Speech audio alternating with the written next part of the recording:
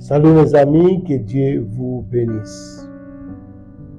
Ici, je vais parler par rapport aux faiblesses et aux manquements que Dieu laisse souvent dans notre vie en tant que leader, afin que nous puissions comprendre que cela, souvent, c'est pour que nous puissions continuer à compter et à composer avec lui.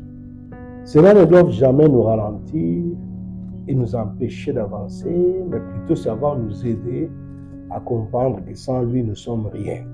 Nous ne sommes pas les premiers. Vous allez voir dans la Bible, voir Abraham qui, sa femme, était stérile un long moment de sa vie, donc il n'avait point d'enfant. Isaac qui, avant de partir, il ne pouvait pas vraiment discerner qui était qui à cause de l'aveuglement. Moïse le grand bégayait.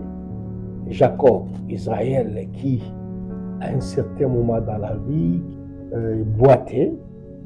Donc nous allons comprendre que ces gens ont été utilisés puissamment par Dieu malgré leurs manquements. Et dans le Nouveau Testament, nous allons voir l'exemple de l'apôtre Paul qui, quand vous lisez les livres des Corinthiens, vous lisez les Galates, il est en train de parler toujours à cause d'une faiblesse que je vous ai apporté l'évangile.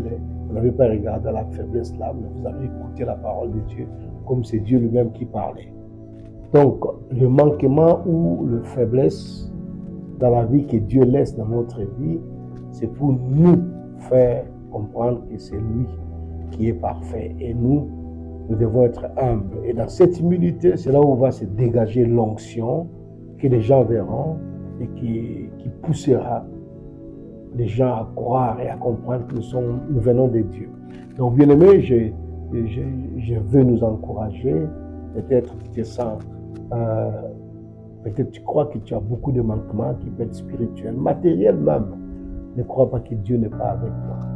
L'onction ne dépend pas de ce que nous avons, mais de qui nous avons avec nous.